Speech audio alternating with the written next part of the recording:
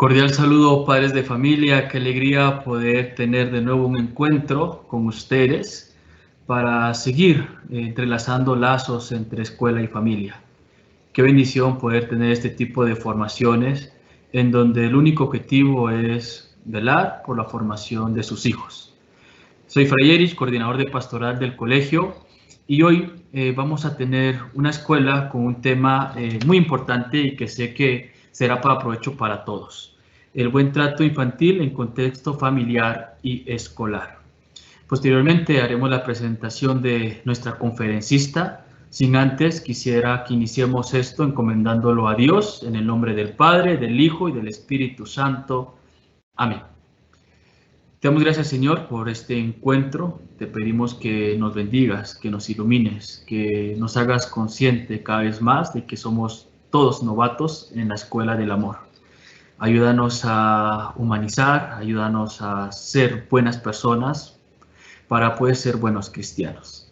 Permítenos poder acompañar a nuestros alumnos y a los hijos de estos padres de familia de la mejor manera. Por eso queremos encomendarte esta escuela para que todo tienda de ti como su fuente y todo termine en ti como su fin. Padre nuestro que estás en el cielo, santificado sea tu nombre. Venga a nosotros tu reino. Hágase tu voluntad en la tierra como en el cielo. Danos hoy nuestro pan de cada día. Perdona nuestras ofensas, como también nosotros perdonamos a los que nos ofenden. No nos dejes caer en tentación y líbranos del mal. Amén. Sagrado corazón de Jesús, en vos confío.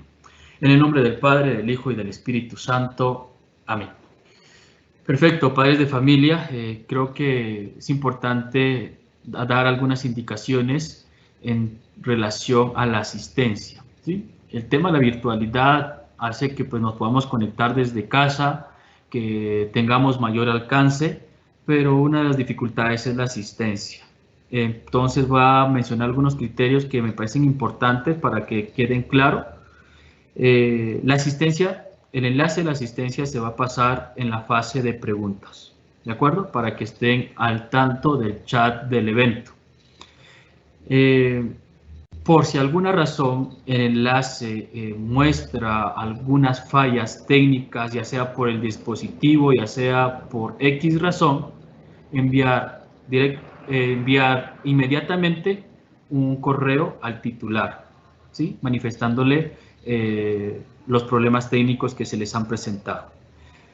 El enlace al final permite que puedan descargar un formulario o copia de sus respuestas o recibir un correo que manifiesta que ustedes han diligenciado el formulario. Si quieren hacerlo, también pueden hacerlo en caso de que su asistencia pues tenga alguna falla, simplemente como evidencia, pero no es obligatorio. A estar atentos, como les digo, al chat para que la asistencia pueda diligenciarse. Únicamente la asistencia será aceptada por el enlace que se envía. No es válido el mensaje por el chat, no es válido colocando el nombre del alumno, sino que hay que diligenciar el formulario, ¿vale? Muchas gracias por su comprensión, muchísimas gracias por su asistencia. Los abrazo en mi oración, los tengo presentes en el altar y espero poder tener otro espacio para compartir con ustedes. Los dejo con nuestra orientadora de grado quinto a octavo, quien nos va a presentar a nuestra conferencista el día de hoy. Adriana, bienvenida. Muchas gracias, Fray Erich. Bienvenidos a todos nuestros padres y madres de familia el día de hoy a este evento tan bonito y tan significativo en esta etapa. Quiero iniciar planteándoles una situación el día de hoy que pensemos. Está disponible totalmente desde este momento el chat para que ustedes participen, estén de manera activa en nuestra escuela de padres de familia.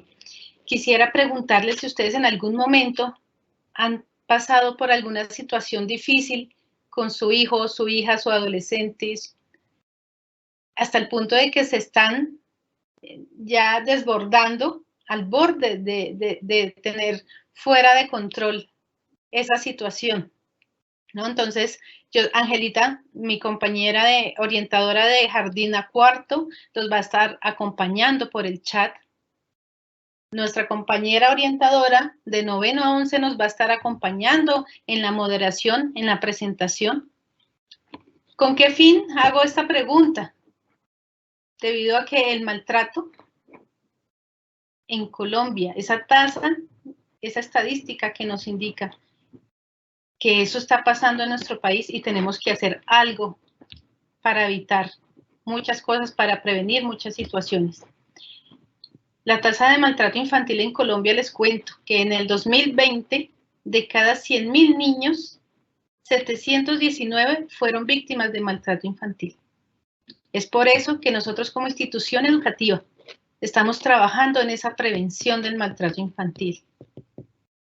Y sin más preámbulos, gracias a esa situación, gracias a ese trabajo en equipo de la institución, el día de hoy traemos a nuestra invitada, la doctora Isabel Cuadros, una mujer, esposa, madre y profesional totalmente entregada a su labor.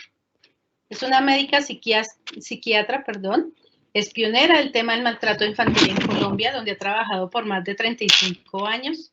Es directora ejecutiva de la Fundación Asociación Afecto.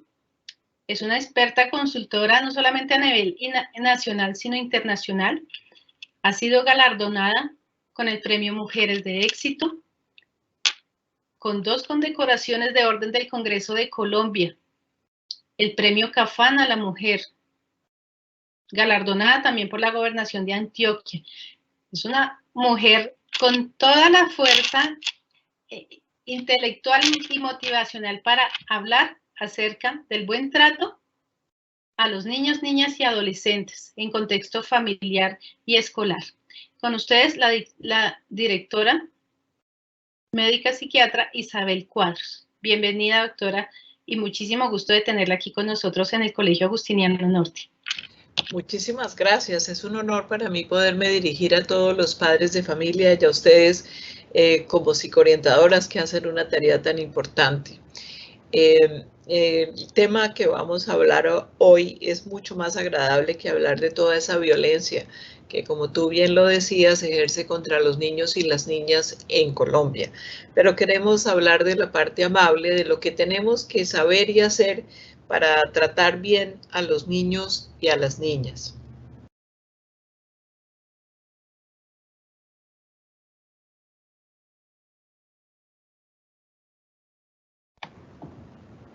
No me está pasando la presentación, ya.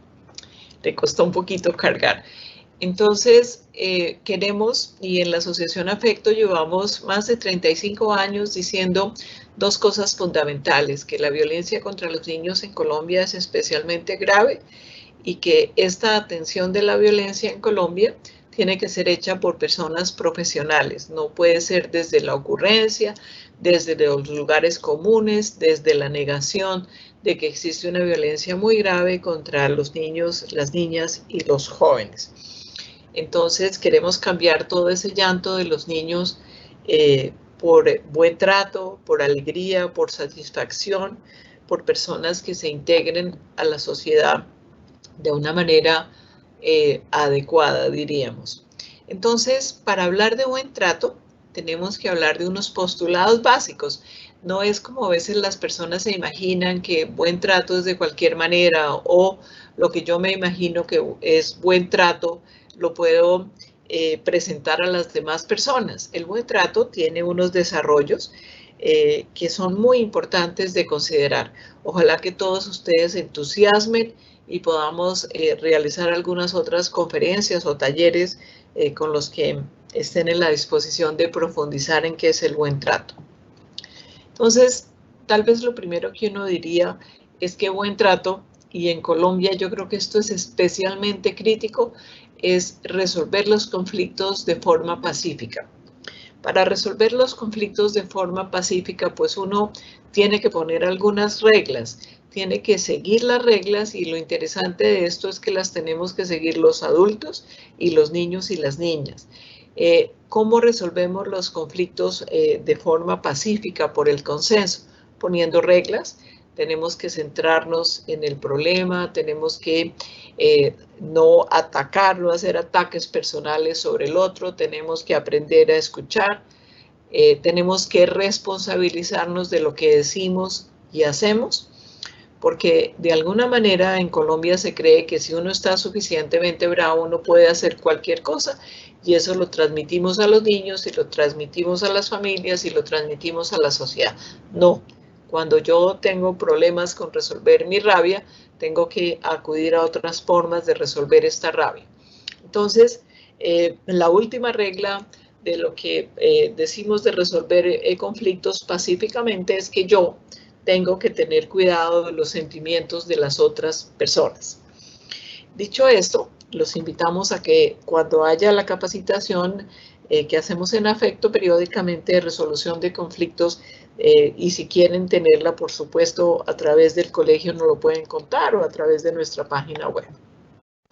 No queremos que los niños y las niñas lleguen a la condición de que está nuestro símbolo en afecto, esta ovejita negra que se llama Manuela, que está severamente maltratada. No queremos resolver los conflictos con agresión. Buen trato entonces también significa ponerse en el lugar del niño, la niña o el adolescente. Muchas veces los adultos, en lo que el doctor Álvaro Posada siempre llama la posición adultocéntrica, nos cuesta mucho trabajo saber qué están pensando los niños, qué están sintiendo los niños. A veces uno cree que hay algunos profesionales y personas que creen que los niños no tienen psiquismo, que no tienen mente.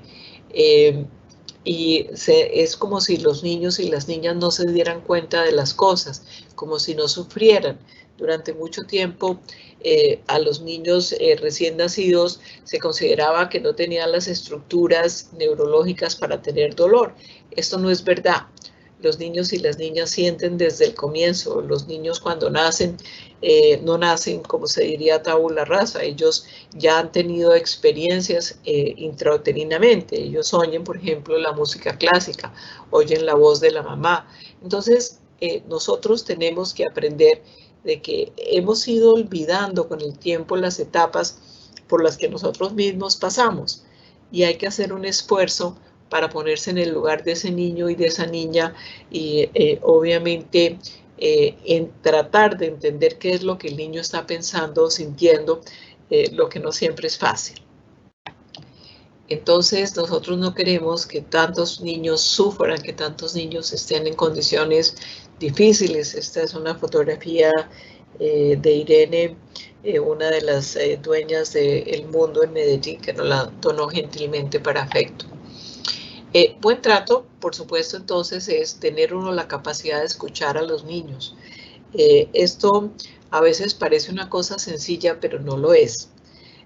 Hay algunas anécdotas que les muestran qué significa escuchar a los niños. Mi favorita es una historia original de Diego Polit. Yo creería que realmente el padre de todo el movimiento de buen trato en América Latina, Diego Polit, antropólogo, él contaba que una señora, una mujer campesina, tenía que salir a la ciudad, seguramente a llevar a algún niño enfermo, una cosa urgente, y tuvo que dejar una niña pequeña al cuidado de la tienda. Esta niña pequeña trataba de hacer las cosas lo mejor posible. La madre le dice, aquí te dejo estas empanadas, hay que venderlas, es fundamental para que podamos seguir con la tienda, que vendas las empanadas, no te las comas. Pero la madre se demora, seguramente el transporte, todas las cosas que pasan las personas en condiciones menos favorables, y la madre se demora más y la niña comienza a sentir mucha hambre.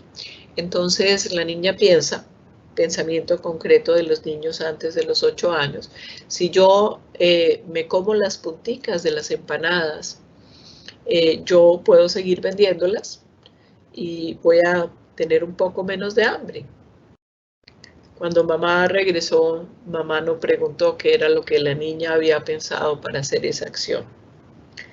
De manera que muchas veces nosotros los adultos no nos damos cuenta de lo que tenemos que preguntarle a los niños. Muchas veces las razones de los niños no son las razones de los adultos. Hay otras historias verídicas que les podemos contar de por qué hay que tratar de escuchar primero qué es lo que pasa.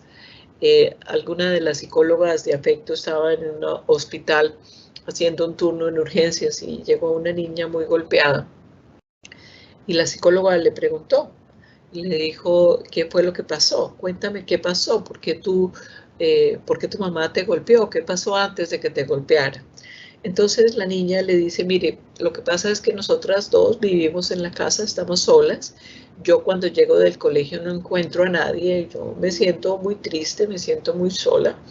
Entonces yo trato de no sentirme tan mal y lo que yo hago es que yo voy al closet de mi mamá y yo huelo el perfume de mi mamá, porque eso me hace sentir mejor, es el olor de mi mamá. Y yo estaba haciendo eso cuando se me cayó el perfume y se rompió. Y mi mamá cuando llegó se puso muy brava y me golpeó.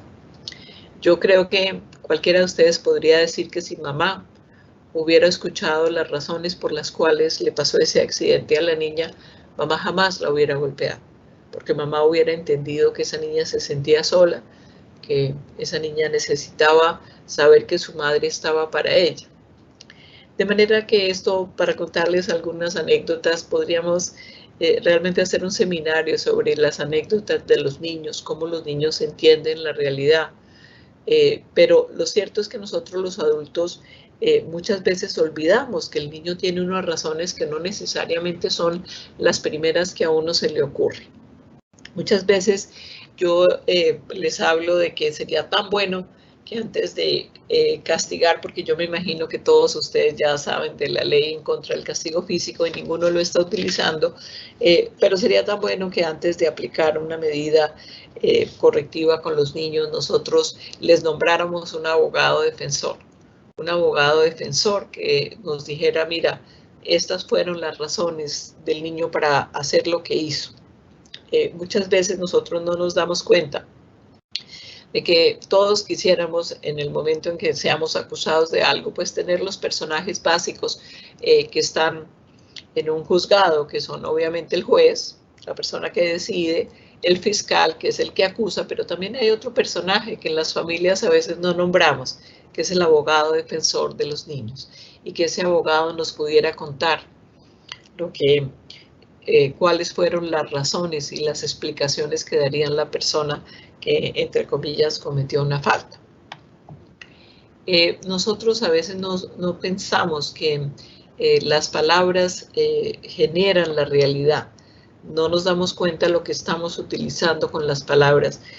Algunas veces le decimos a los niños, me voy, te voy a abandonar, en fin, una serie de cosas que los niños toman literalmente, especialmente por debajo de los 8 años, que como todos sabemos era la edad en que la Iglesia Católica daba la primera comunión. Creo que lo siguen haciendo a esa edad, pero la razón es porque ya el niño tiene pensamiento lógico. Esa es la razón intuitiva por la cual se hacía esto. Entonces, antes de eso, los niños toman las palabras literalmente.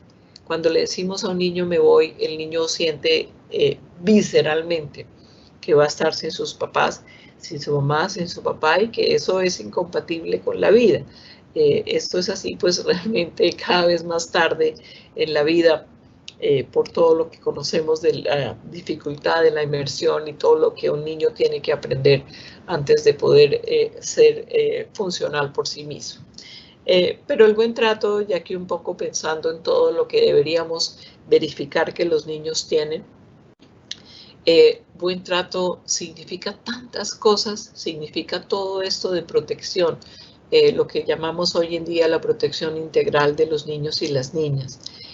Los niños, por supuesto, y básicamente necesitan amor, como decía la persona que nos recibió el Fray. Entonces necesitan afecto, necesitan amor, pero por supuesto también necesitan alimento espiritual y alimento físico. Tantos niños en Colombia que están pasando dificultades en esta pandemia, que no tienen suficiente alimento. Los niños necesitan educación. Ustedes tienen la tarea tan importante de educar a los niños y a las niñas. Todos sabemos que cómo le va a ir a un ser humano en la vida tiene que ver con el nivel de información que ha alcanzado.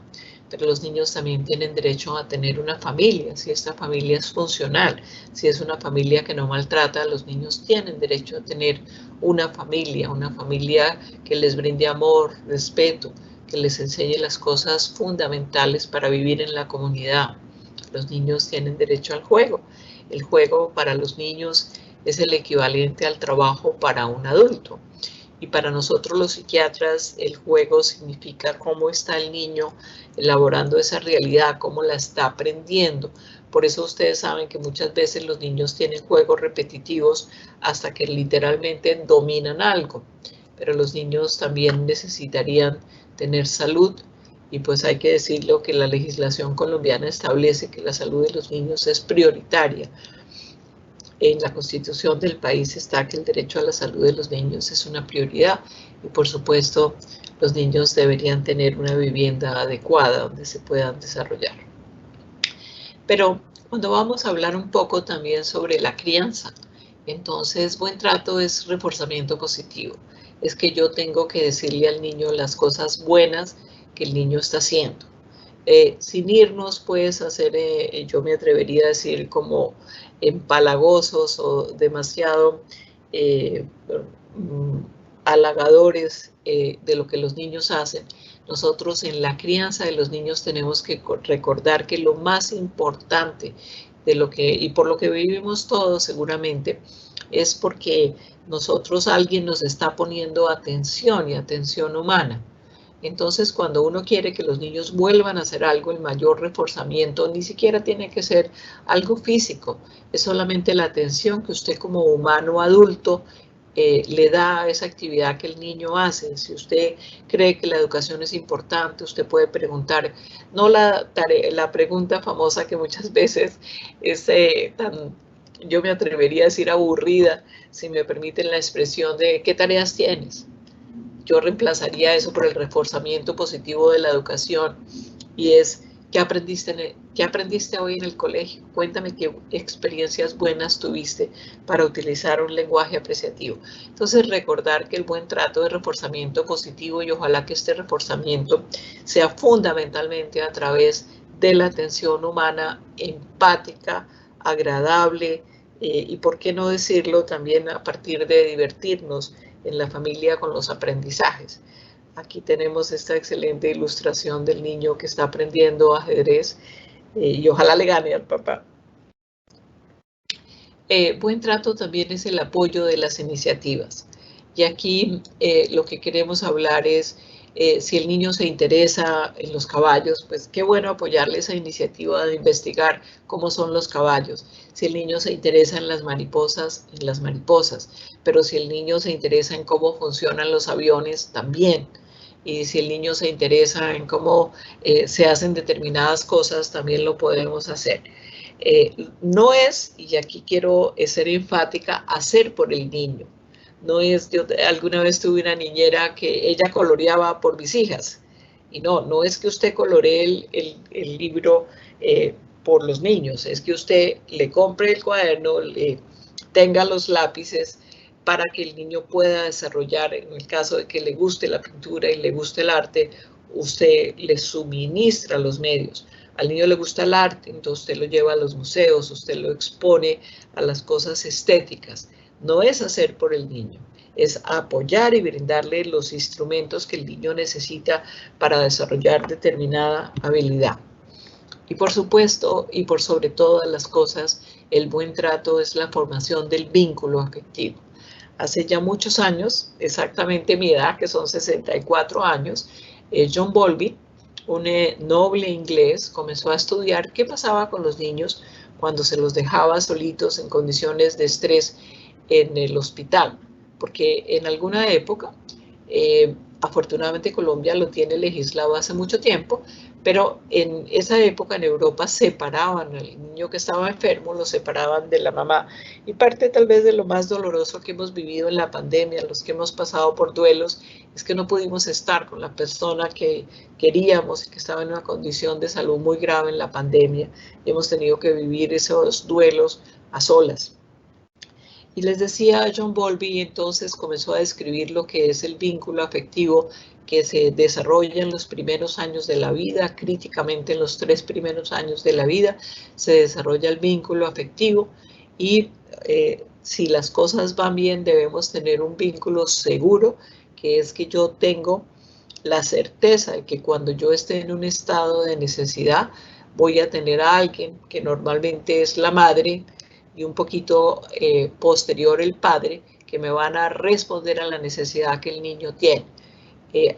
Todos conocemos que infortunadamente hay otras formaciones del vínculo, el vínculo evitativo, el vínculo ansioso y también en los niños maltratados el vínculo catastrófico. Pero vamos a asumir que vamos a hacer todo lo posible para que esa mamá y ese hijo se relacionen adecuadamente, para que se forme un buen sistema de vinculación afectiva con mamá y posteriormente con papá. Afortunadamente los hombres están entrando ahora al proceso de la crianza y a la relación con los hijos mucho más temprano de lo que se solía hacer en épocas anteriores y también están formando un vínculo con su hijo. De manera que buen trato es por sobre todas las cosas vínculo afectivo con los hijos, críticamente en los 3 primeros años de la vida.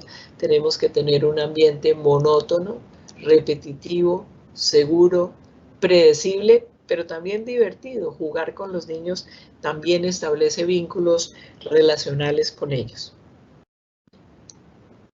Aquí tenemos algo de lo que nos han enseñado también los pueblos indígenas.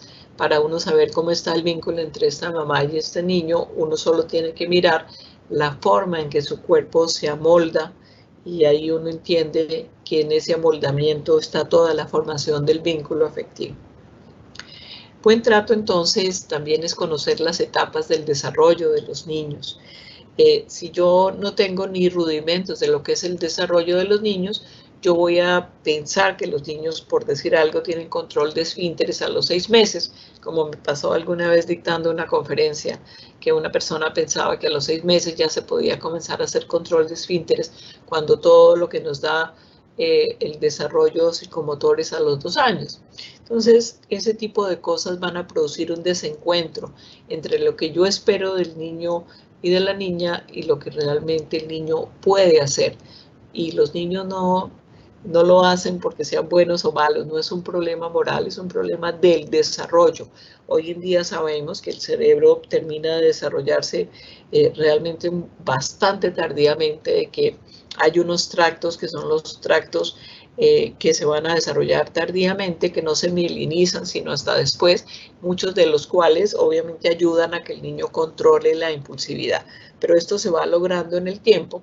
Pero si yo no sé suficiente de las etapas del desarrollo del niño o de la niña, yo no voy a estar en capacidad de ajustar lo que yo deseo del niño a lo que realmente el niño puede hacer. Y con esto no quiero decir que nosotros tengamos una sobreindulgencia, no. Los niños necesitan tener retos. Los niños necesitan decirle, tú puedes con esta tarea. Porque de otra manera entonces lo que hacemos es mandar el mensaje, usted no es capaz. Usted, como decía uno de mis pacientes, usted ni siquiera es capaz, le decía la mamá a un muchacho que desarrolló esa sensación interna de yo ni siquiera soy. De manera que es importante que nosotros como adultos, y yo creo que en esa dirección los psicoorientadores, los terapeutas, podemos hacer mucha tarea enseñándole a las personas qué son las etapas del desarrollo y qué se puede esperar en cada etapa. Aquí tenemos una maravillosa mamá también con su bebé, muy bien amoldado a su cuerpo, haciendo las compras. Y buen trato, y lo quiero decir, es prevenir los accidentes. Nosotros en Colombia tenemos una cantidad de accidentes todos que por lo menos se hubieran podido prevenir. Especialmente les quiero hacer énfasis a los accidentes que ocurren en las motos, en los carros. Hoy en Colombia la mayor cantidad de accidentes y las personas muertas en los accidentes de tránsito normalmente son entre motociclistas y peatones. De manera que es importante, primero, moto y niño es absolutamente incompatible. Los niños son los que vuelan primero, se rompen.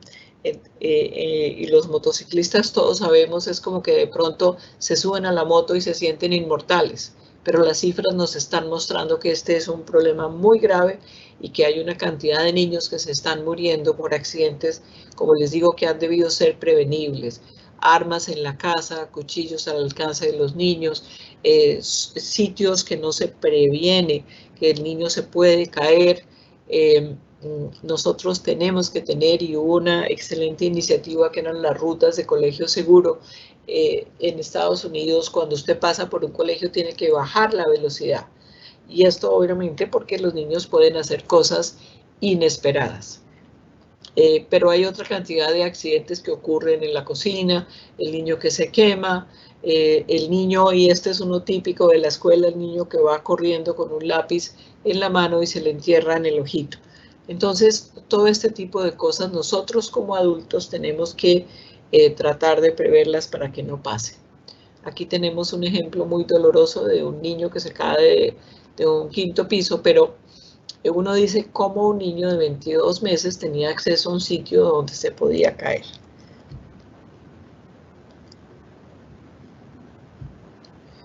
Y buen trato es conocer la Convención de los Derechos del Niño. Esto es tremendamente importante. La Convención de los Derechos del Niño, como todos sabemos, es el tratado más firmado en el mundo, que tiene unos artículos tremendamente importantes, y es lo que se conoce como una ética de mínimos. Es decir, todos los estados del mundo se pusieron de acuerdo en qué era lo que se necesitaba mínimamente para que los niños y las niñas se desarrollaran adecuadamente. Esto fue retomado afortunadamente para nuestra Constitución del 91 en todo lo que se conoce en la Constitución del país como el bloque de niñez, y ustedes conocen como la Constitución es la ley de leyes. Uno puede tutelar los derechos del niño cuando estos no están siendo adecuadamente satisfechos por la familia y la sociedad. El sistema de salud también. Buen trato entonces también es conocer el Código de la Infancia y la Adolescencia. Este es un código también que asume toda la doctrina de la protección integral y que regula cómo debemos tratar a los niños y a las niñas. Como nosotros somos la Asociación Afecto contra el Maltrato Infantil, nosotros estamos pues obviamente muy atentos al artículo 18 del Código de Infancia, que es el que básicamente promueve y protege el derecho a la integridad personal de los niños, las niñas y los adolescentes. Y aquí estamos hablando entonces de que, lo leo textualmente, los niños, las niñas y los adolescentes tienen el derecho a ser protegidos contra todas las acciones o conductas que causen muerte, daño, sufrimiento físico, sexual o psicológico. En especial, tienen derecho a la protección contra el maltrato y los abusos de toda índole por parte de sus padres, de sus representantes legales, de las personas responsables de su cuidado y de los miembros de su grupo familiar, escolar y comunitario. Hago énfasis en que esta es la primera vez que en Colombia se legisló que ustedes, las personas, los maestros, que tienen una relación permanente con los niños y las niñas, también pueden maltratar a los niños porque obviamente tienen un vínculo emocional con ellos. Todos sabemos que los que hemos pasado pues por todas la educación, sabemos que hay profesores que nos han impactado para la vida, para bien o para mal, pero que nos han impactado porque obviamente la relación con los profesores es muy cercana. Dice así entonces, para efectos de este código, se entiende por maltrato infantil toda forma de perjuicio, castigo, humillación, muy importante, o abuso físico o psicológico, descuido o trato negligente, malos tratos o explotación sexual, y la violación en general de toda forma de violencia o agresión sobre el niño, la niña o el adolescente por parte de sus padres, representantes legales o cualquier otra persona. Entonces, dicho esto, nosotros necesitamos que haya un acceso efectivo a la justicia para los niños y las niñas, no la situación que vemos hoy en día, en que realmente hay una justicia lenta, que puede evaluar los casos de abuso sexual 5, 6, 10 años después. La misma Fiscalía en un estudio ha reconocido que el 97% de los casos de abuso sexual están en la impunidad, es decir, de cada 100 abusadores que ingresan al sistema penal, 97 vuelven a salir. Esas personas son familiares, son personas conocidas de los niños que por supuesto van a volver a victimizar a los niños y esta vez además le van a decir, no me pasó nada por lo que te hice. Este es un problema muy grave que nosotros tenemos que ayudar a hacer presión para que la justicia sea mucho más eficiente.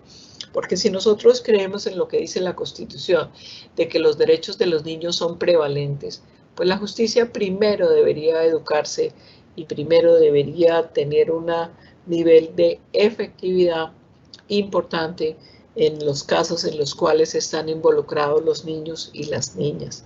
¿Qué no decir de los homicidios que ocurren en Colombia tan frecuentemente de los niños y las niñas? Por supuesto, y aquí hago un especial énfasis, nosotros todos tenemos que hacer cosas, los adultos, para prevenir el abuso sexual. Entonces nosotros tenemos que poner en todos los sitios donde haya niños códigos de conducta. ¿Eso qué quiere decir? Que una persona que es un adulto, que está al cuidado o que está en la educación o que está a la atención de salud, tiene que tener un comportamiento adecuado con los niños y las niñas. Pero como es tan difícil saber quién es un abusador sexual, es muy importante que siempre pongamos lo que se conoce y lo básico de los códigos de conducta en los colegios, la salud y demás, es lo que se conoce como la regla de 3. Es decir, siempre debe haber 2 niños, un adulto, o 2 adultos, un niño.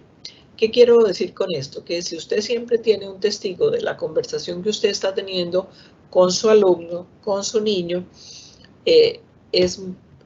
simplemente esto va, por supuesto, a hacer que haya mucho menos abuso sexual. Y para decirlo claramente, nosotros tenemos que mirar las cifras de lo que ha ocurrido en Bogotá en espacios escolares o espacios en el hospital para saber que esto dolorosamente nos puede pasar en cualquier momento. Por eso es importante que los colegios tengan códigos de conducta para prevenir que en su espacio pase un incidente de estos. También es bueno las cámaras y es una protección en doble vía. Es decir, si usted deja la puerta abierta de su oficina, si no hay espacios donde pueda darse un hecho porque no hay visibilidad, pues claro que también está protegiendo a los adultos, porque después en los escasos casos en los que hay una invención de que ocurrió un evento de abuso sexual, usted va a tener una defensa porque en el colegio no había sitios invisibles para las demás personas, para la comunidad en general. Entonces, esto es muy importante. Ojalá que ustedes lo tomen en consideración si es que no lo tienen todavía. Buen trato entonces también para prevenir el abuso sexual y prevenir otro tipo de delitos que ocurren contra los niños, pues es bueno verificar los que se conoce como los antecedentes. Esto quiere decir que yo averiguo si esta persona ha cometido un delito contra los niños y las niñas.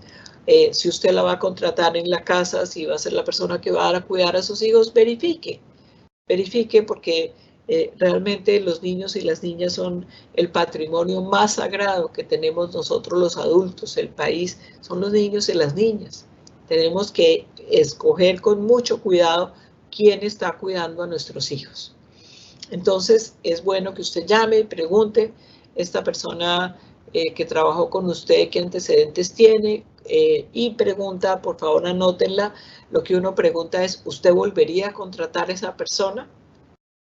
Esa es una pregunta tremendamente importante. ¿Esa niñera usted la volvería a contratar?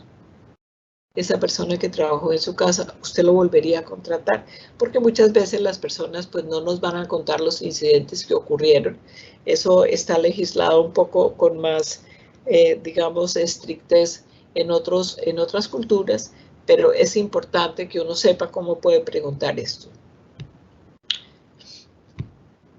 Entonces, buen trato también es conocer qué es el maltrato infantil y qué es el abuso sexual. Esto porque las personas, cuando nosotros hablamos de lo que es el maltrato infantil y el abuso, se imaginan cosas que no son exactamente ciertas. Las personas creen que un pellizco en la oreja es el maltrato infantil y probablemente lo sea, pero hay otras muchas cosas como las quemaduras, las fracturas de cráneo, las lesiones cerebrales. Y por supuesto, en el abuso sexual, dolorosamente, es un evento tremendamente frecuente.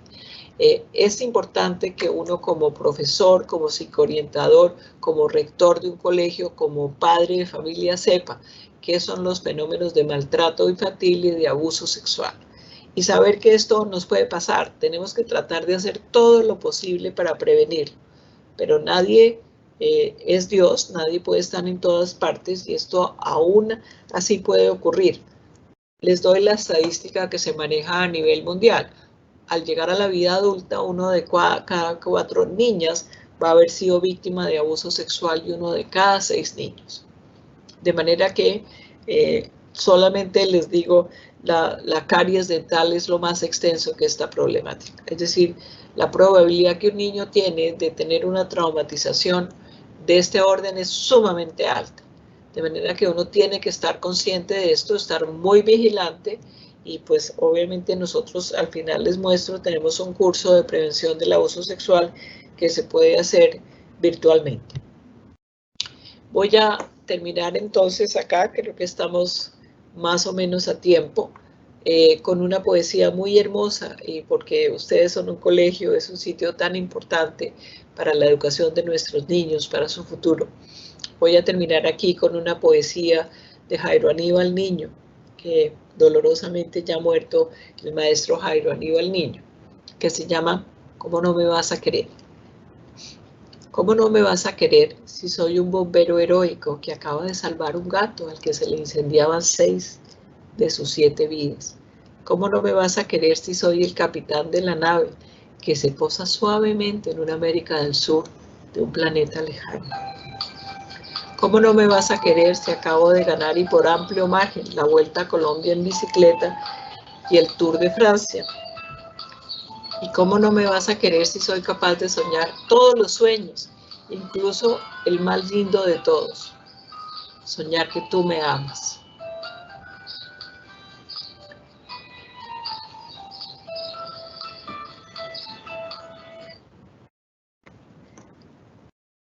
Porque, por supuesto, la vacuna contra el maltrato infantil es el afecto, es el amor. Tenemos este curso virtual de prevención del abuso sexual infantil. Ustedes pueden consultar más datos en nuestra página web. Tenemos también un curso de violencia contra las mujeres, que es una problemática también muy extensa en Colombia.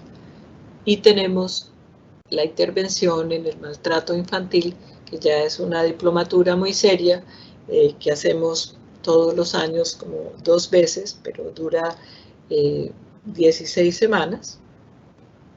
Y aquí estamos nosotros, somos la Asociación Afecto contra el Maltrato Infantil, y les oigo ahora todas las preguntas que gentilmente las psicoorientadoras me van a transcribir.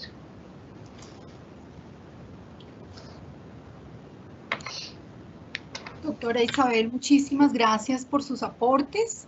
La verdad es que es muy enriquecedor conocer, digamos, todos estos aspectos en los que a veces no nos detenemos para ampliar ese marco tanto conceptual como a nivel de prevención, para entender que definitivamente las relaciones o el tipo de relacionamiento que debemos tener con nuestros niños, jóvenes y adolescentes parte de allí, desde el vínculo del amor. Entonces, nuestros padres de familia muy interesados ya han estado escribiendo sus preguntas. Vamos a empezar. Nos dicen aquí, esta es una pregunta que está desde que usted inicia. Dice, entendiendo que el abandono de uno de los padres de familia puede afectar psicológicamente al niño tanto como el maltrato físico, y que el lazo con la mamá es naturalmente fuerte, ¿cómo manejar una situación en donde la mamá ha elegido no estar presente en su cotidianidad? Es muy grave la situación, por supuesto el abandono es una forma de maltrato gravísima. porque tiene de todo, ¿no? Tiene la parte de la negligencia, tiene la parte del abuso emocional de los niños. Entonces, cuando la madre no quiere estar con los niños, con todo afecto y respeto, le digo, cuando una mujer no puede estar, no puede estar. Igual pasa con el padre. Entonces, lo que tenemos que tratar de hacer es suplir toda esa necesidad que los niños tienen del vínculo afectivo. Tenemos que tratar de seguir en las rutinas. A veces hay que conseguir una persona que ojalá sea la más idónea, que supla esas necesidades del niño o de la niña, que tienen que ver otra vez con monotonía, con predictibilidad. Acuérdense que uno se siente seguro cuando uno puede predecir lo que va a pasar. Esto es tremendamente importante. Hay que darle unas rutinas y unas disciplinas a los niños muy importantes, de manera que trate de suplir ese abandono, que es una cosa tan grave que puede pasar con los niños. Tal vez la más grave que pasa con un niño es el abandono. Muchas gracias. Adriana, creo que hay más preguntas. Doctora Isabel. Pues ya digamos que estamos ahondando más en esta información sobre las estrategias que muchos papás en esta pandemia vieron la necesidad de tener información para ese manejo y ese trato con los niños, ¿no es cierto? Entonces, nos gustaría escuchar también, doctora Isabel, las recomendaciones que nos puede dar para llevar una sana convivencia en el hogar, según nos piden aquí en el chat los papitos. Hay cosas que podemos tratar de hacer. La primera que les decía, aplicar todo esto. Hay cursos que hacemos de resolución de conflicto. Eso lo pueden hacer si realmente la familia sienten que está en problemas, pues es importante que todo el mundo haga este curso. Eso es una de las cosas. La otra es que las personas a veces cuando tienen mal manejo de sus emociones necesitan como un sitio seguro donde uno se pueda calmar. Entonces se puede poner un sitio seguro para todos, para los adultos y los niños en la casa, donde quiere decir yo me voy a sentar, por decir algo, en esta silla va a ser mi sitio seguro, yo aquí voy a comenzar a respirar. Lo que nos enseñan las disciplinas orientales es verdad, lo más importante es la respiración. Hagan el ensayo, verá que uno se puede calmar solamente respirando con profundidad y sacando el aire por la boca. Y tener un sitio seguro. Y por supuesto, cuando uno tiene un nivel de rabia muy importante o muy grande, generalmente es porque está insatisfecho, porque está deprimido, porque no ha podido resolver determinadas situaciones de la vida. Entonces es importante ver si uno hace unas cosas alternativas para sacar la rabia que no tienen que ver con dañar a la otra persona. Entonces, seguir las reglas de resolución de conflicto, no hacer lo que se conoce como las faltas, que tienen que ver con descalificar, con denigrar, con amenazar, con poner a las personas, con maltratarlas en su autoestima. Todo este tipo de cosas hay que hacerlas y poner un sitio seguro en la casa donde uno se pueda calmar. Si definitivamente usted está desbordado de la rabia, pues ojalá pueda salir a trotar, a hacer ejercicio, a respirar profundo, y cualquier cosa es preferible a golpear a una persona o golpearla físicamente o emocionalmente, cosa que es tremendamente importante en esta pandemia. Todos tenemos que hacer un esfuerzo por estar calmados. Doctora Isabel, intuyo por esta pregunta que le voy a hacer que quedaron muy inquietos los padres de familia con el tip que usted nos daba acerca de conocer las etapas de desarrollo y poder llegar de manera pertinente pues con esos mensajes como formativos. Entonces nos preguntan aquí, ¿cuáles son las edades en las que cambian de etapa de desarrollo? Los niños Eso es como un seminario completo. Sí, bastante amplio. Ustedes los psicólogos saben mucho más de eso, pero uno diría, pues a mí me gusta mucho, tal vez lo que le diría, uno puede leer a Erikson. A mí me gusta mucho Erikson en las etapas del desarrollo, me parece que es bastante más entendible y como más cotidiano Erikson, pero los niños al comienzo obviamente tienen un cerebro que todavía no puede discriminar muchos estímulos y no puede discriminar cómo hacen las reacciones. Pues todos sabemos que un bebé responde masivamente con todo su cuerpo frente a un estímulo. pero hay hitos en el desarrollo que uno debe saber, es decir, los niños están en toda esa etapa que te ayer llamaba sensoriomotora, donde están aprendiendo cosas a partir del movimiento. Uno comienza a aprender el lenguaje desde que nace o antes, inclusive, pues ya sabemos que los niños oyen intrauterinamente. Entonces, es importante que uno sepa que en los 3 primeros años de la vida esa es la época realmente más importante donde uno aprende todas las cosas, el lenguaje, las emociones, los olores, todo lo que, imagínese, solamente vuelva atrás, imagínese todo lo que ese bebé tuvo que aprender de qué son las cosas y qué es el mundo externo. Entonces es una etapa tremendamente importante donde lo que hagamos por ese cerebro y esa mente va a servirle toda la vida. Por ahí alguno de los grandes teóricos decía que a los 3 años ya se sabe quién va a ser ese ser humano. De manera que ese amor, cuidado, contacto físico, abrazos, risas, diversión van a estimular ese cerebro. Música también es muy importante en esas primeras etapas de la vida. Ojalá música clásica, porque la música tiene una manera en la cual se construye y el cerebro de los bebés no responde lo mismo a los ruidos estridentes que a la música bien construida. Todo eso nos ayuda en las primeras etapas. No podemos pedirle al niño que tenga control de esfínteres antes de que el niño camine o corra. Eso nos da más o menos entre los 2 a los 3 años. En esa etapa también estamos desarrollando todo lo que es el lenguaje. Imagínense todo lo que los niños tienen que aprender en términos de la palabra, de cómo comunicarse. Yo creo que nos volvemos humanos cuando nos podemos comunicar con los otros, cuando desarrollamos el lenguaje nos volvimos humanos. De manera que esas son etapas tremendamente importantes. Después hay otro hito que las personas deben recordar, que es todo el pensamiento lógico. A mí me molesta mucho cuando alguien me dice que un niño de 5 años robó, porque los niños no están robando, porque los niños no han desarrollado la parte de la lógica de lo que está bien y lo que está mal y no lo saben. Entonces uno no puede hablar de que el niño cometió un delito hasta cuando ya el niño tiene pensamiento lógico, cometió una falta. Ese es un hito que tenemos que recordar. Antes de eso el niño está en pensamiento concreto, entonces entiende todo literalmente.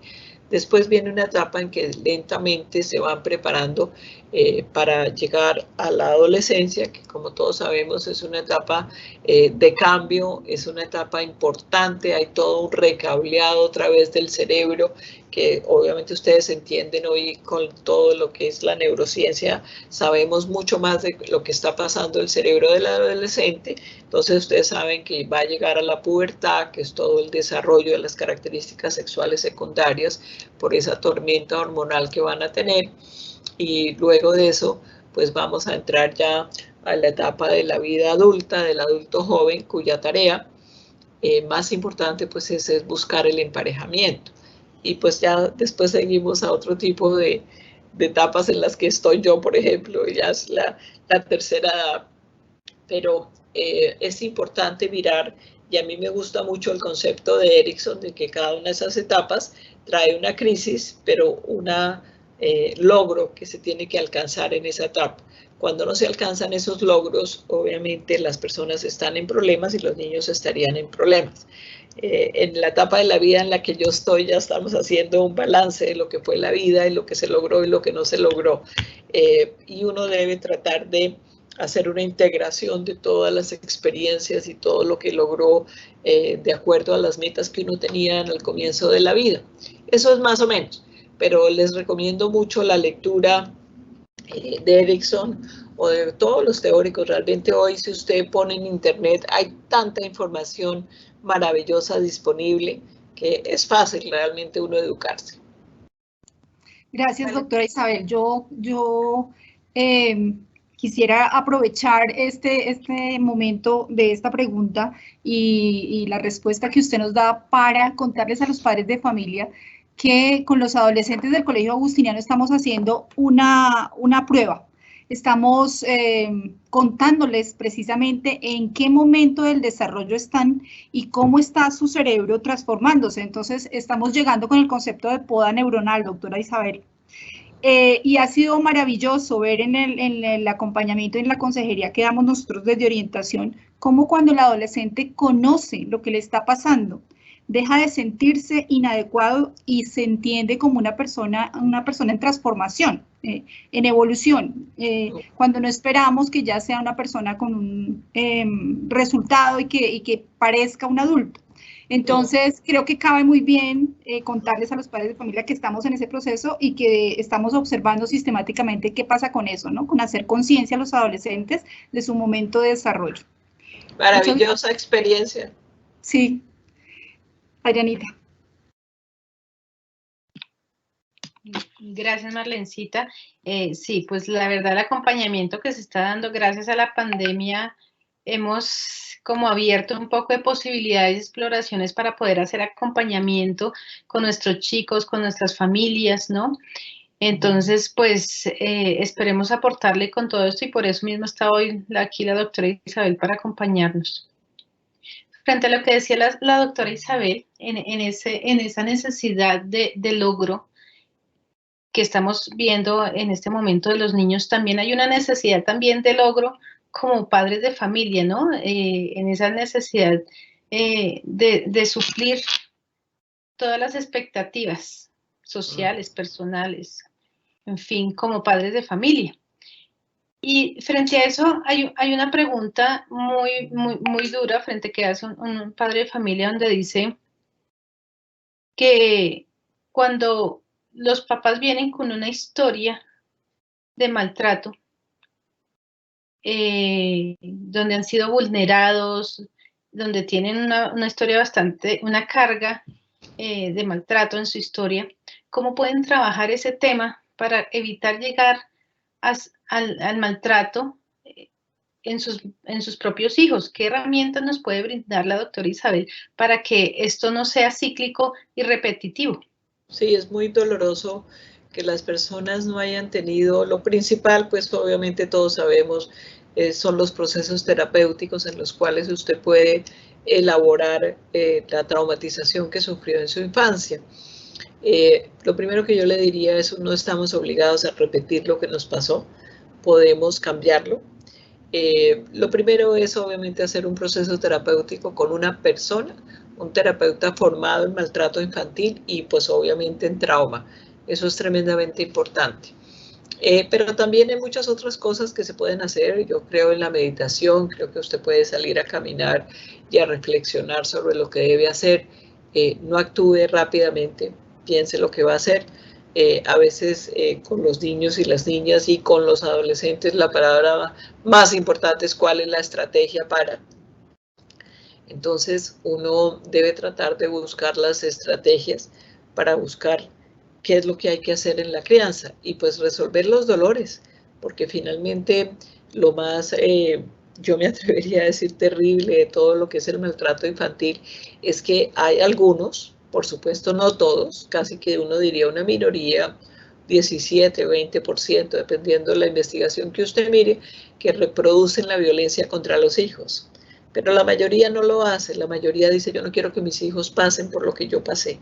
Entonces hay que obviar el castigo físico, hay que obviar la humillación, las cosas realmente degradantes que se utilizan o se utilizaban tanto para trabajar con los niños, para educarlos entre comillas.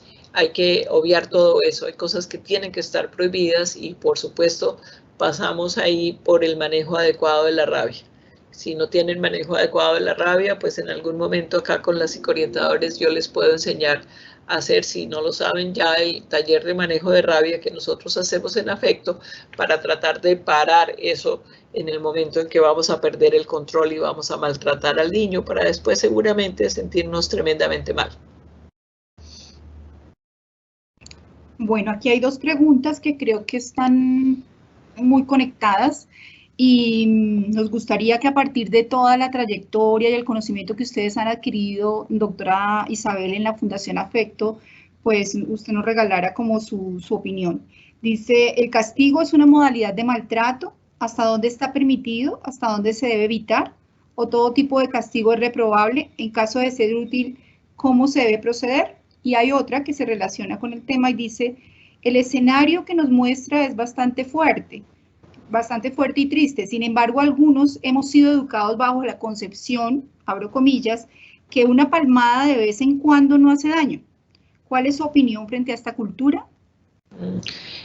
Obviamente una persona que da una palmada en la cola, que tal vez es el único sitio donde más o menos usted puede decir que no va a lesionar al niño, pero eso es distinto de una persona que fractura un hueso de un niño, que le fractura el cráneo y demás. Son situaciones distintas. En general, el castigo corporal se utiliza sobre pretexto de que el adulto cree que está corrigiendo un comportamiento inadecuado del niño o de la niña. Pero lo que sí está claro hoy en día es que el maltrato obviamente hace un daño enorme, pero el castigo físico también. Usted no quiere para sus hijos tener la probabilidad de que consuman más sustancias psicoactivas, de que tengan más riesgo de suicidio, riesgo de depresión. Entonces, lo importante es que nosotros sepamos que el castigo físico también daña a los niños.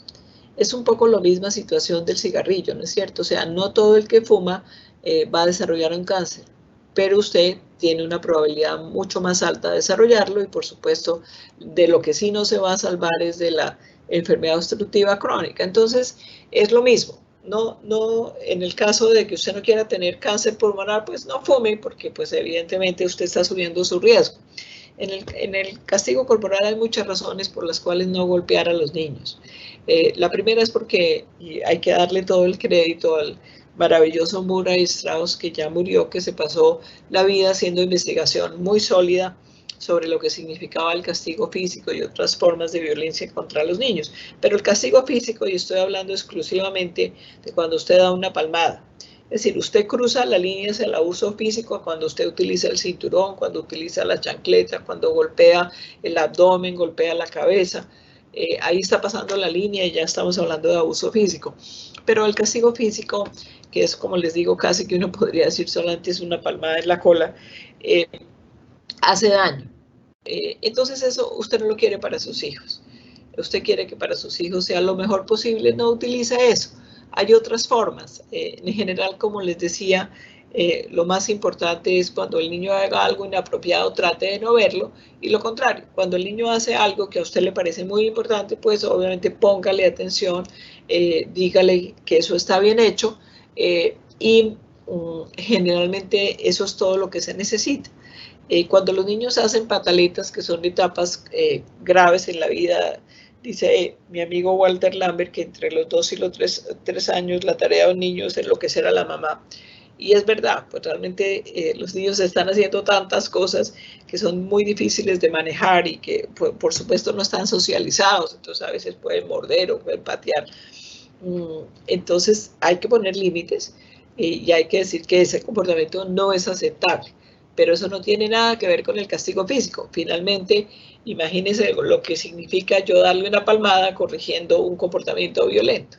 Es decirle, yo sí lo puedo hacer porque yo soy más grande que tú, soy más fuerte que tú, y por lo tanto, lo que estamos vendiendo, la idea es el más fuerte puede golpear al más débil. Y yo no creo que eso sea socialmente aceptable. De hecho, en los adultos, si usted golpea a una persona, lo pueden demandar por lesiones personales. Yo me pregunto por qué los niños no podrían demandar a los papás que los golpean. Entonces, y realmente no estoy hablando de una crianza permisiva y negligente, estoy hablando de una crianza sin violencia. Y pues hay una cantidad de libros muy buenos de disciplina positiva, en fin, como les digo, la información está ahí a la mano y hay que utilizarla. Y no reproducir y no pensar que porque a uno se lo hicieron, entonces está bien hecho. Yo siempre les pongo a los padres de familia, ¿usted se dejaría operar por un cirujano que opera con técnicas de hace 50 años? Yo no. Hace 50 años eso era la única forma que se conocía de crianza, pero ya no. Estamos en el 2021 y hay mucha información de que el estrés continuado le hace daño al cerebro de los niños. De manera que eso pues lo sabemos y hay que educarnos y educar a los demás y no hacer el aprendizaje perverso de que porque usted cree que el niño le hizo caso cuando usted lo golpeó, realmente lo que pasa normalmente es que el niño aprende a esconder su comportamiento. Por lo demás, cómo se integra en la mente de un niño que la persona que es su vínculo afectivo, la persona de seguridad, lo está golpeando. Eso daña la relación con los padres, que pues es lo que hemos vivido, y en Colombia yo diría que muy dolorosamente hemos reproducido la violencia en todas las formas posibles. Muchas gracias, doctora Isabel. Bueno, aquí pues siguen participando nuestros padres de familia, están muy activos en este chat. Bueno. Son muchas las expectativas que tienen, porque pues hay momentos que yo sé que no se sabe cómo actuar y sabemos en qué momento tenemos ese límite entre la autoridad y el maltrato, ¿no? Que era parte de lo que estábamos hablando ahorita, lo que nos comentaba la doctora Isabel Cuadros, frente a que hasta dónde podemos llegar, ¿no? Hay veces que decimos no puedo más y decido como tirar la toalla con este niño, pero pues lo que más hemos aprendido en este proceso, en este trayecto de esta conversación del día de hoy, es que las cosas con amor las podemos hacer. Que tenemos que sacar toda nuestra paciencia, sí, pero es parte del legado que le vamos a dejar a nuestros hijos para su propia historia. Bueno, vamos a continuar con otra preguntita aquí que nos dice: ¿cuándo o a qué edad es importante decirle a nuestros hijos cuáles son sus responsabilidades? Porque siempre se ha hecho énfasis en todo lo que tiene que ver con sus derechos, pero casi nunca se habla de sus responsabilidades, doctora Isabel. Es una pregunta típica, diría yo. La gente siempre dice, pero ¿y las responsabilidades de los niños? Sí, es bien interesante, siempre que uno habla de los derechos, alguien pregunta por los deberes. Yo pienso que los niños, y ustedes los maestros lo saben de memoria, aprenden mucho más de lo que uno hace que de lo que uno dice. Entonces, si uno quiere que sus hijos lean, pues que lo vean leyendo a usted, léales cuentos. Si usted quiere que sus hijos les vaya bien en el colegio, pues déle importancia a lo que el niño aprende. Entonces, en esa dirección, pues, ¿de qué estamos hablando cuando hablamos de deberes? Yo creo que al comienzo, pues, los niños aprenden, cuanto más jueguen, pues, más van a aprender y más van a desarrollar su cerebro. Y luego de eso, pues, obviamente hay responsabilidades que tienen que ir asumiendo, pues, de acuerdo a su nivel de desarrollo. Y por supuesto hay que tratar de que los niños participen en la vida familiar, pero no como un deber, sino pues porque eso es lo que hacemos todos. Es decir, y en esta pandemia pues yo creo que todo el mundo tuvo que participar en actividades domésticas y ojalá haya sido así. Y aquí una cuña feminista, pero que ojalá los hombres también hayan participado en los oficios domésticos un poco más, porque lo que nos está mostrando las estadísticas en Colombia es muy grave, y es que a las niñas las ponen mucho más en los oficios domésticos que a los niños hombres. Entonces, es importante que les mostremos eso, es decir, yo tengo responsabilidades como adulto y usted como niño tiene una responsabilidad tremendamente importante que es jugar. Y una vez que ya está cumplido el juego, entonces tenemos, y obviamente estoy hablando de niños ya mayorcitos, pues obviamente su responsabilidad mayor es su educación en el colegio y con nosotros. Pero otra vez, los niños van a aprender de que hay personas responsables cuando el adulto es responsable y el adulto hace lo que tiene que hacer. Y pues yo también creo que a veces, y no quiero decir que la crianza es un proceso fácil, no, es un proceso difícil, pero también hay cosas maravillosas que solamente los niños y las niñas pueden darle a un adulto.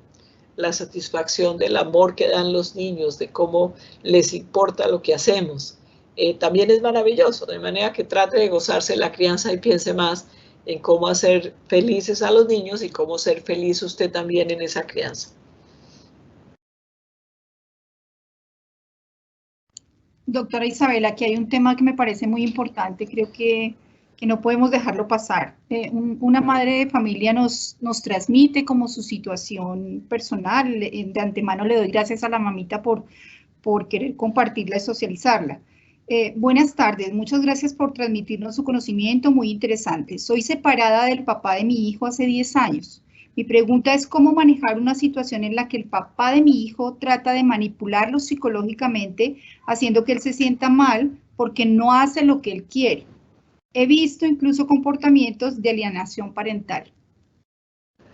Bueno, yo no me gusta la palabra alienación, le tengo bastante fobia a la palabra alienación, porque si usted la mira en el diccionario, lo que quiere decir es que hay una pérdida de la identidad. Lo que sí existe, por supuesto, es el indoctrinamiento.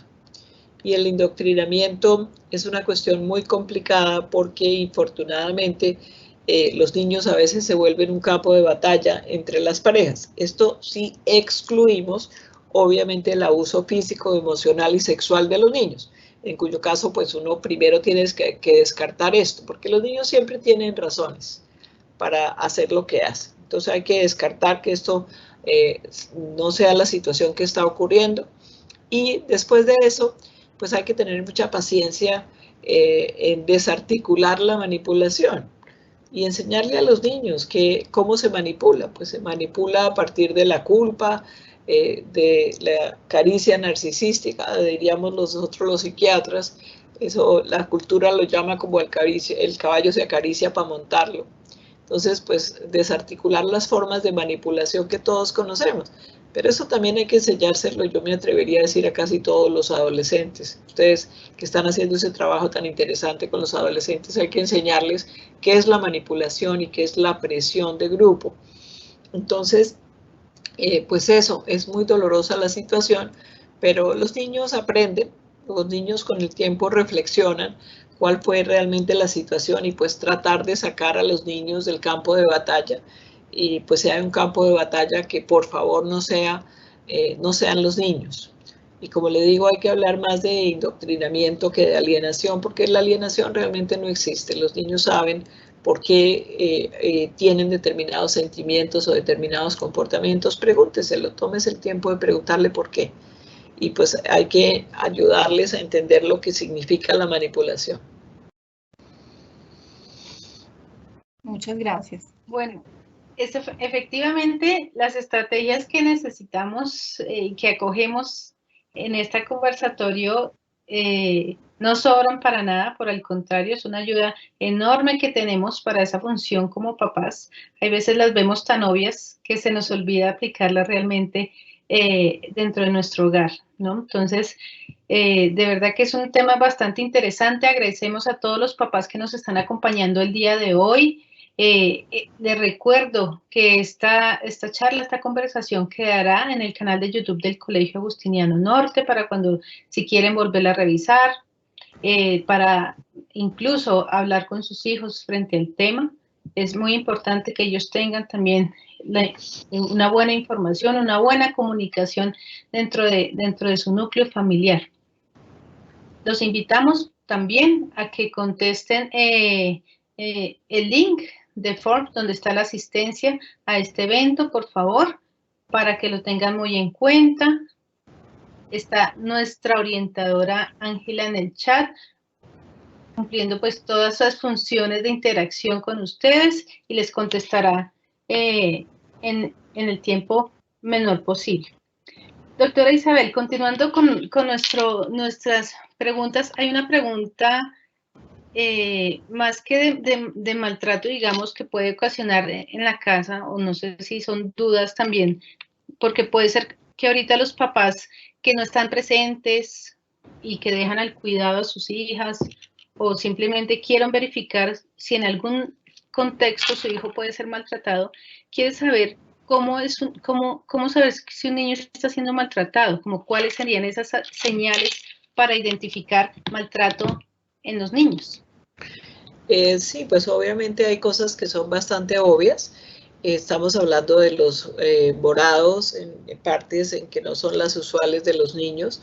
Ustedes saben, todos los pequeños tienen morados porque se golpean mientras van aprendiendo a funcionar por el mundo, pero hay sitios que los pediatras saben reconocer de equimosis, de morados, los golpes que tienen marcas específicas, las quemaduras en sitios poco usuales, las fracturas de cráneo. En los niños pequeños pues hay que acordarse de que el cerebro es tremendamente débil y no se puede zarandear. Y pues obviamente en el abuso emocional lo más importante es cómo se sienten los niños. Fundamentalmente se sienten como en dos áreas, diría yo. Se sienten muy tristes o es un niño que usted lo ve hostil todo el tiempo en el colegio. Ambas cosas, tanto la depresión como la hostilidad, pueden ser indicadores de que el niño está siendo víctima de alguna forma de abuso emocional o físico. Y por supuesto en el abuso sexual, pues lo más importante son 3 cosas: el estrés postraumático, que lo tiene que diagnosticar un terapeuta, el comportamiento sexual inapropiado para la edad y lo que el niño dice. Hay otros muchos indicadores, pero pues obviamente uno debe estar pendiente del estado de ánimo de su hijo o de su hija y preguntarle cómo está la situación, cómo se está sintiendo y enseñarle a reportar rápidamente las situaciones. Eso pues es así una titular de la película de lo que tenemos que saber, pero fundamentalmente lo importante es mirar cómo el niño y la niña se están sintiendo y eso nos da un indicador si el niño está bien o no. Doctora Isabel, quiero leerle este comentario, no es una pregunta, sino es un comentario que creo que retroalimenta un poco la sensación con la que van quedando nuestros padres de familia después de su intervención, de su valiosa intervención. Dice una madre, un padre de familia: gracias, muchas gracias por esta conferencia. Es importante reconocer que algunas veces nos equivocamos en este rol y en este ejercicio de ser padres. Sí, pues ninguno de nosotros nació con todos los conocimientos, pero eso sí, yo confronto un poco a las personas que me dicen nadie me enseñó, porque hoy en día realmente toda la información del mundo está a su disposición. Internet tiene las mejores bibliotecas del mundo para que usted adquiera información. Hay libros en todas las librerías sobre crianza. A veces en el supermercado hay buenos libros sobre crianza positiva. Entonces, pues lo que tenemos que hacer es criar bien a los niños y a las niñas si queremos dejarles realmente un planeta mejor. Eso es lo que hay que hacer y pues yo les agradezco mucho. Si han cometido errores y usted en este momento cae en cuenta, pues pídale perdón a su hijo. Eso también es un aprendizaje importante para los niños. Toda crisis en la crianza es una oportunidad de enseñar algo. Lo vuelvo a decir, toda crisis en la crianza es una oportunidad de enseñarle algo al niño o a la niña. Y si uno siente en este momento, a partir de esta conversación que hemos tenido, que usted hizo algo que no estuvo bien, pues es hora de decir, oiga, yo realmente me arrepiento de haberlo golpeado. No voy a volver a golpearlo nunca más y perdóneme. En ese momento el niño va a aprender que usted es una persona que tiene capacidad de entender que hay actuaciones que no fueron las mejores y también va a aprender que pedir perdón es un acto de reparación importante. Todo eso lo pueden aprender si esta conferencia le llevó a conciencia, de pronto no he debido hacer lo que hice. Entonces, pues hay muchas formas de reparar. En eso estamos en Colombia, en la reparación. Yo creo que estamos en la etapa de la reparación. Sí, además que es un gesto de humildad poder decir que como adultos nos equivocamos y que los niños pueden ser objeto de perdón, ¿no? Que hay que reconocer. Creo que es una buena manera de modelar como la humildad también, ¿no? Y como usted decía, pues obviamente es un camino donde vamos aprendiendo pues en la medida que vamos ejerciendo. No hay un manual para mitigar esa posibilidad de equivocarnos.